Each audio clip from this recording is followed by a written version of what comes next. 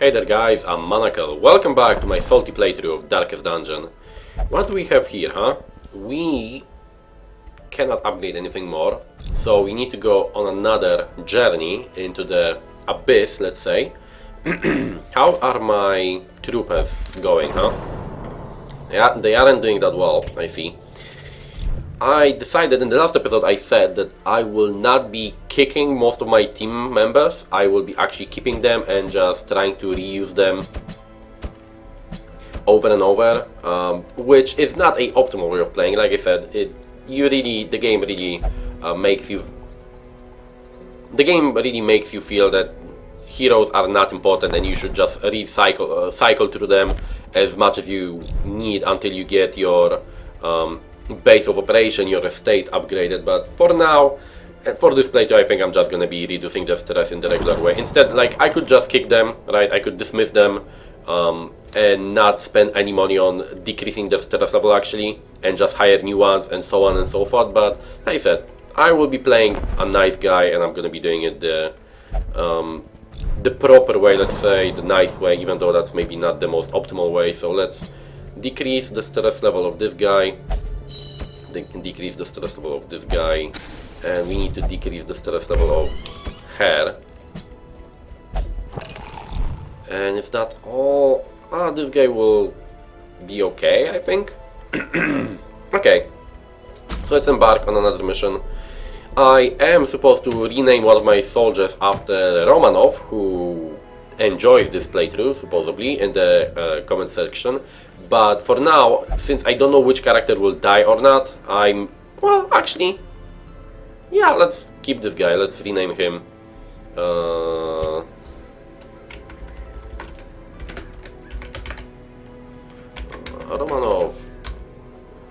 Romanov,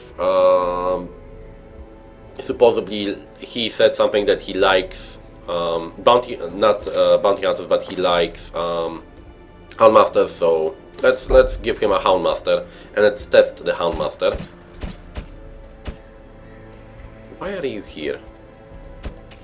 Why are you here? Who told you to be in the party? Okay, let's go on another short run, maybe in the ruins, and after that I'll go in the Warrens, and I will go in the Worlds and in the Warrens, I think. Short, medium. Okay, what does this give me? This gives me that.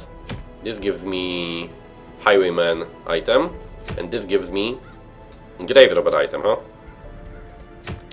I do need more deeds, so actually, you know what? Maybe let's go into the world. Maybe I'm not gonna die. Maybe. Just maybe. I'm not gonna die. Probably I will, but maybe it's not gonna be that bad. Okay, he's got an attack. He's got some debuffs. Okay, I think he's gonna be acceptable for this, so let's go. Let's give them some food. 8 is enough. Let's give them one of this. 2 shovels, one of this, one of this, one of this, one of this.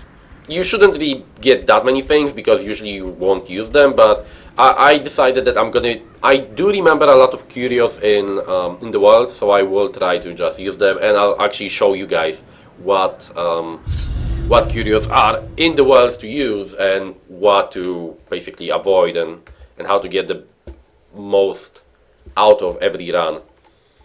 The thing with Darkest Dungeon is you really need to learn certain things, like which items you use on what, which curios are important, which ones to ignore. I already talked about that. And the game is very, very laggy right now and doesn't want to load. And it stopped working. Really? Game? Okay. Darkest Dungeon.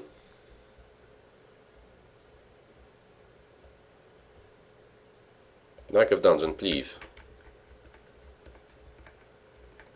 You are a fucking 2D side-scrolling game with basically no animations. How can you be this unstable?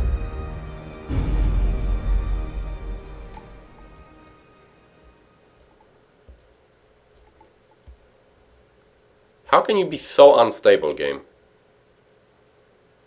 It just crashed a moment ago when it was loading the map to the worlds. So if it's gonna crash again, I will be very, very annoyed. And it's loading very long also. Like, look how long the loading screens are. This is a 2D side-scrolling game. I don't know what they did that the loading screens are so long.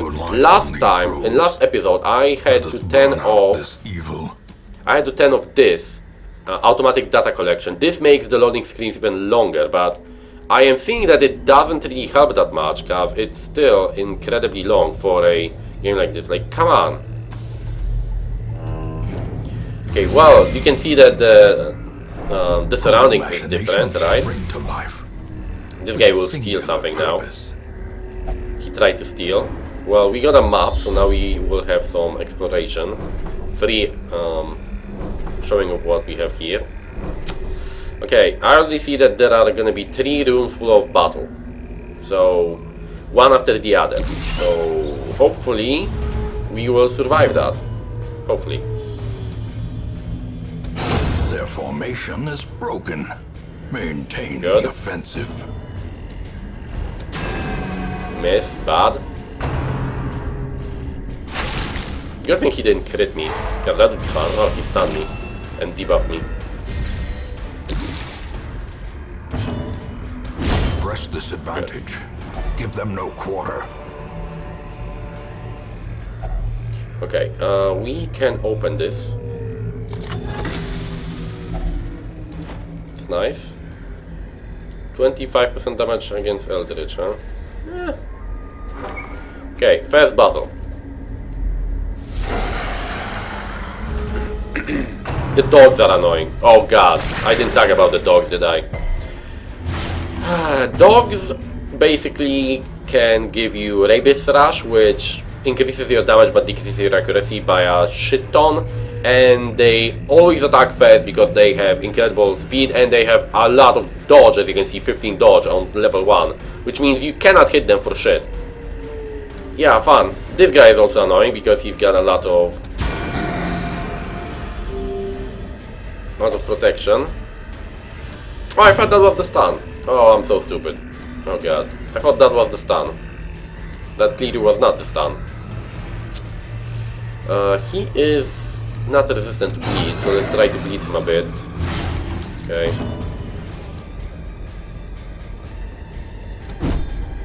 Of course I missed this guy.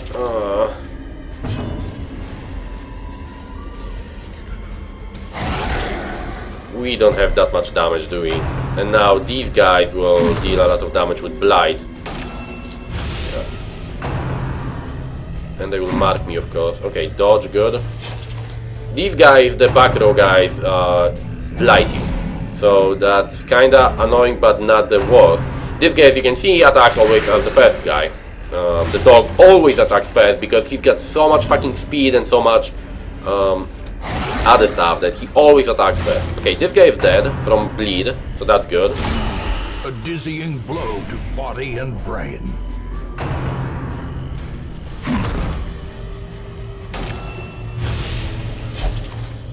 And we are debuffed, by the way. That's cool. Dog is still not dead.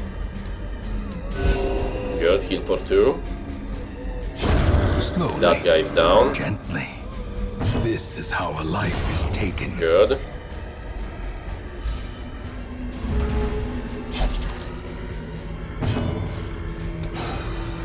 Oh, come on. Yeah. I have the tutorials on just in case that it will show something that I don't know about, but all of the things that it's showing me I know. I can cure Blight with this when the Antivenom, but I don't want to right now. It doesn't make sense to cure yourself from like Blight or Bleed during combat when the enemy that still inflicts Blight or Bleed is still alive, right?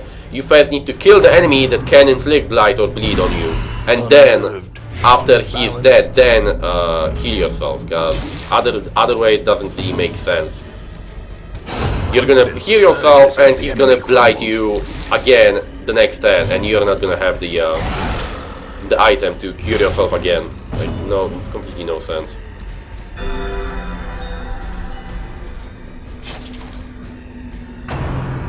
The thing is that fighting enemies like this is the most annoying way and the most annoying type of enemy in this game, and this is one of the reasons why I feel that there should be some kind of healing method in the game, like a healing potion or something like that, because you fight a lot of guys like this, right? This is the first room, and what do I find here? I find enemies that inflict a lot of dot damage on me, and the dot damage persists. You cannot just get rid of it.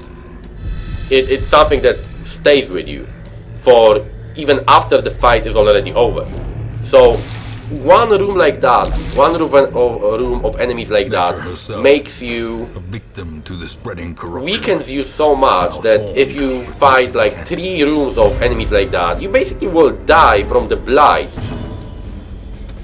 before you die from anything else, really. Right? It's like the game. Every room like that, every room of enemies like that, softens you up a bit for the inevitable demise that will happen when one of those, when that blight will take slowly, or bleed will take slowly and slowly, and will destroy your HP bar.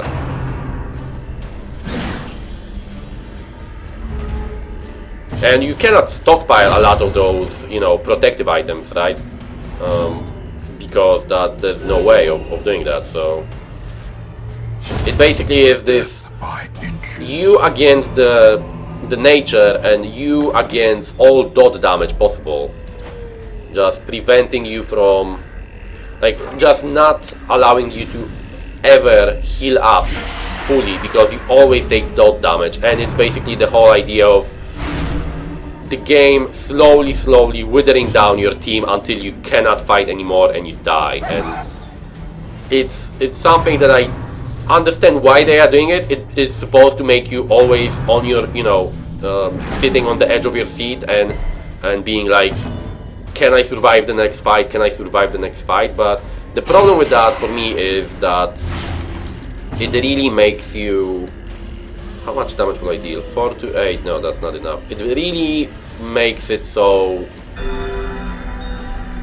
you cannot prevent certain things, and it makes easy, cheap deaths a thing in the game, right? Like, no matter how well you play, if you fight, even if you play perfectly, you will have some blight or dot damage or bleed damage inflicted on your characters, and you cannot heal that up because you cannot heal outside of combat.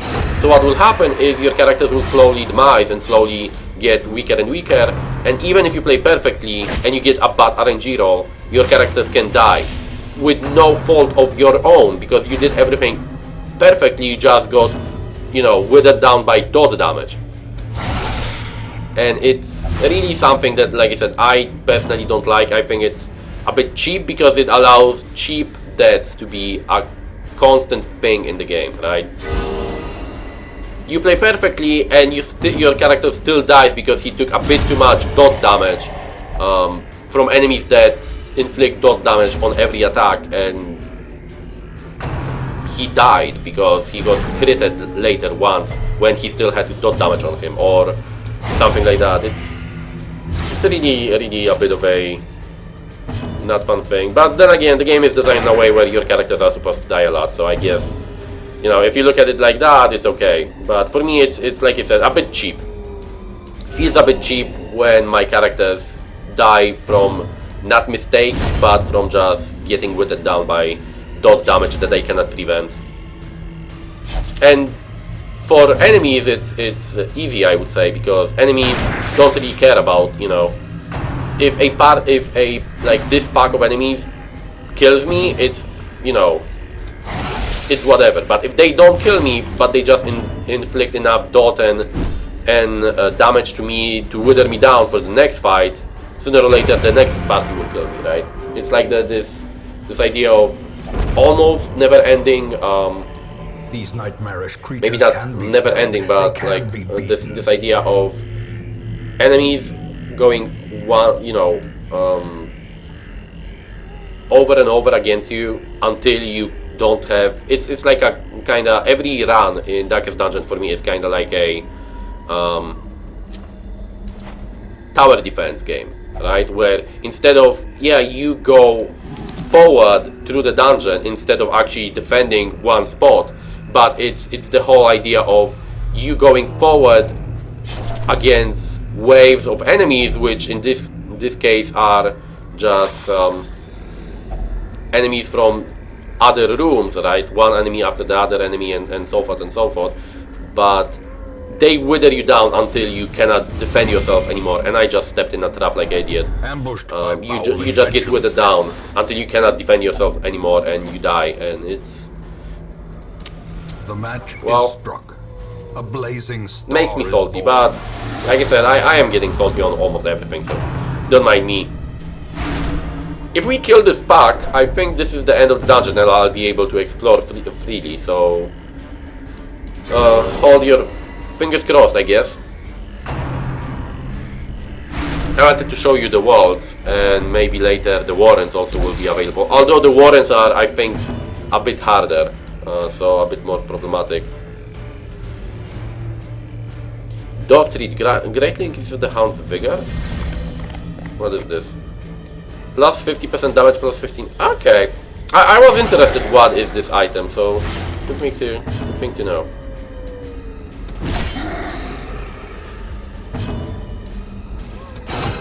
Oh, that's low damage. You see, he's got 33% protection. Protection is basically a flat damage reduction for physical damage, or for any type of regular damage. The only thing that is not decreased by attacks like that is dot damage. So basically the game is designed that enemies with high protection are supposed to be killed with dot damage.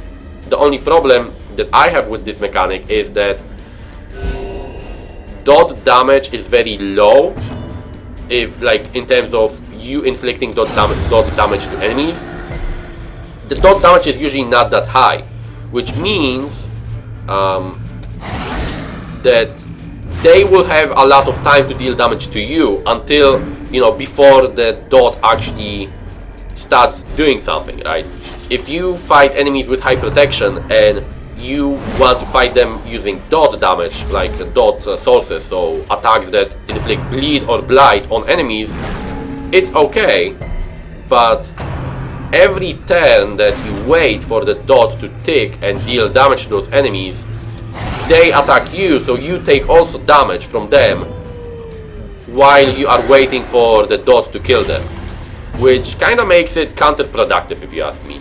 Like later you have to utilize blight and bleed to kill more like tough enemies, like I said, but for me it's a bit counterproductive because, like I said, yeah, it's great in the sense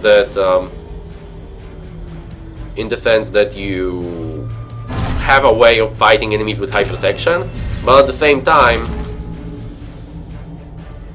you have to take damage while you wait for the dot to start working, right? It's not high damage. The dot isn't high damage. It's low damage over multiple turns of combat, which I don't really like that much. Okay, let's... Oh, come on.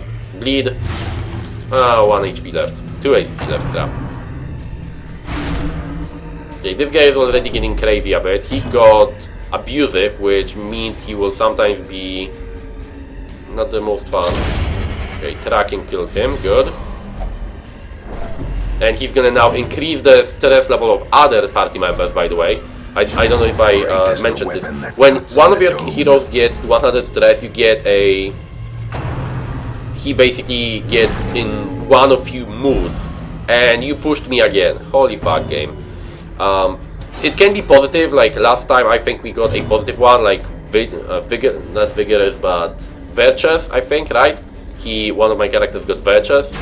So he's then positive and he like helps and heals other characters sometimes, or like decreases their stress level and things like that. I think he decreases stress level, but sometimes you get negative. Mostly you get negative things like abusive, things like fearful, things like I think not depressed, but something like that. something like depressed.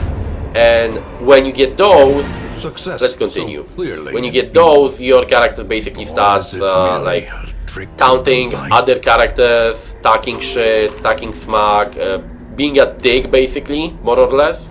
And just doing a lot of very not fun things, and it increases the stress level of your whole team. So the game is designed in a way where getting one character crazy, like getting one character overstressed to over 100 stress, makes your whole party stress levels skyrocket, because it basically, you know, it's a self-perpetuum mechanism where one character getting overstressed overstresses the rest of your team. I'm gonna ignore this room because there are 2 battles waiting for me there, so fuck that. I'm just gonna go to this room here. I do have some food left, so even if I get a random hunger event in a moment, I'll be okay. And I have 1 more shovel, and there's an obstacle here also, so I can deal with it. Maybe there's gonna be like a something I can use here. Yeah, see, another hunger event. Hunger events are random. Oh, but this I cannot use, so let's get this guy to dig. And you got grave robber? No, blight. Okay, but we can end now. The agents of pestilence will yet be driven from our woods. Good thing that they implemented, by the way, in one of the more recent patches, from what I read, actually, I didn't check it, but I read, is that now, if you have any left, before the, like, few patches ago, before the game was released in full version and stuff, whenever you took too much provisions for your expedition, like if you had too much food, or if you had like unused torches, unused bandages, whatever, medical herbs, holy water, they were lost. It basically, the game kind of behaved like your character threw it away, and you never, you know, you didn't bring back, so you basically were losing cash every time you took too much provisions and didn't use it. Now what they did is, whenever you take too much provisions and you don't use it all, you get a portion of the cash that you spend on them back, right? So as you can see, medical herbs, bandages, torches and stuff, it gives, and food, it gives me a bit of cash back. It's not like, I think it's like 10% of a return, not 100 or anything like that, but at least it's a return. At least you don't throw it away, right? -1 speed, plus 15 health, okay.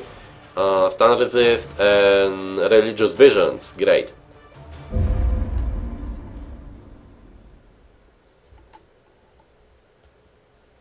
Hamlet. My obsession caused this great foulness, and it is shameful that I must rely upon Okay, you they to got set their it right. stress level reduced, but not really that high, that much, to be honest, which kind of sucks.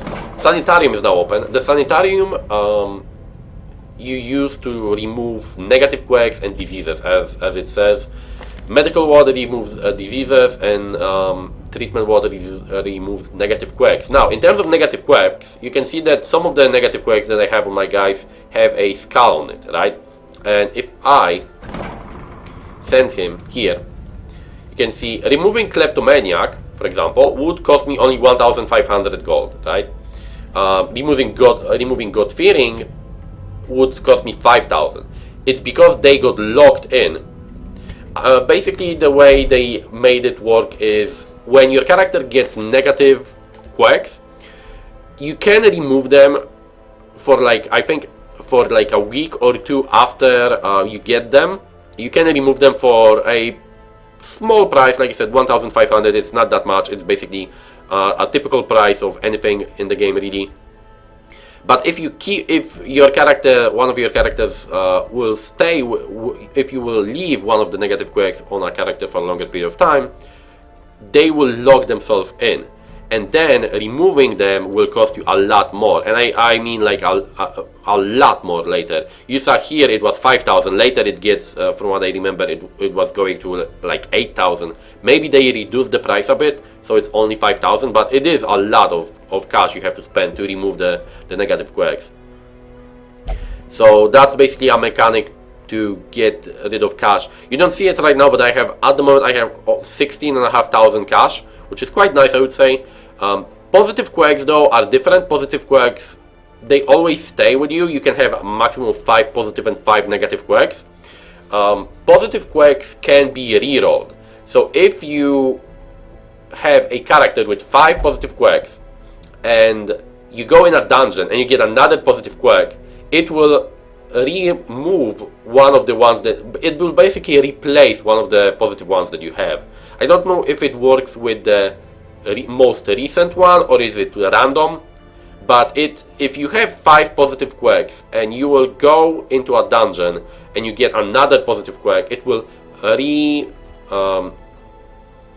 basically, you know, remove one of the ones that you have and give you another one. It will replace it, right? The way you can prevent that is you can log them in. If I send him into the treatment ward and click on one of the positive ones, you can see I can log them in for 7,500 cash, and he will forever have this positive quirk. So it allows you to create your personal, you know, your customized heroes, personally customized heroes with the positive quirks that you want, and it allows you to get rid of the negative quirks that you don't want. However, it costs a lot, so you have to really spend a lot of cash getting them, you know, cured basically, and not crazy. Okay, let's see what we can do here. We can upgrade this a bit. We need more room in our barracks. 15 now, that's good. We got another bounty hunter, another guy of this guy. I need more healers. I only have 2 healers, which is a big problem actually. But for now, I guess it's gonna be like this. I need more and more healers. I don't really need jesters, although let's see what he has. Gambler, no. You really should always look at the abilities that they have, like if the abilities are useful and what quirks they have. If they have a lot of negative quirks and no good positive quirks, you should never get them. But this guy is good. He's got bonus accuracy and nothing major as a negative quirk, so I'll keep him, at least for now. You can always fire them later if you don't use them for free, so that's good. Let's try to upgrade maybe, if we can, a bit the bar. All manner of diversion. Okay, we unlocked another room, another spot here, so that's good. You basically want to get to around 2 spots everywhere, and that's what I'm trying to get basically, as you can see. 2 spots in every one. When you get 2 spots in every stress reducing place, it gets much easier because the fucking caretaker is not gonna fuck you up. Like, certain characters don't want to do certain things to reduce their stress level, so it may be a bit of a problem sometimes. Okay, we can go in the warrants, so the next run will be warrants. I see that the game does not remove a party from the roster after you finish a dungeon. I don't know why. It's not something that was in earlier versions. I guess that's something new. You can sell trinkets now, huh? Oh, for cash. Okay.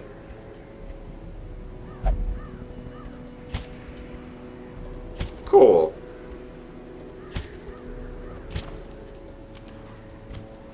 You can sell trinkets now and get cash for it. That's cool. Okay, I like that. I like that. That was not in earlier versions of the game, and now I have 18,000 cash, so that's a bit better. Okay, the cove also got unlocked, but the cove is a fucking annoying area, and I really don't want to go there too early. So I will be ending the episode here, and the next episode will go to the warrants. I basically will try to do this like in the last episode. I was saying that I'm gonna try to do like 2 dungeons per episode, but this time I was also explaining a lot of things. So next episode I'll send them again into the worlds, and I'll show you guys the warrants. So thank you for watching. Hope you enjoyed this episode. If you did, leave a comment and a like below the video if you enjoyed it, and I will see you guys in the next episode, hopefully that I'm gonna record in a moment. So thanks for watching, guys. Hope you enjoyed, and I'll see you next time.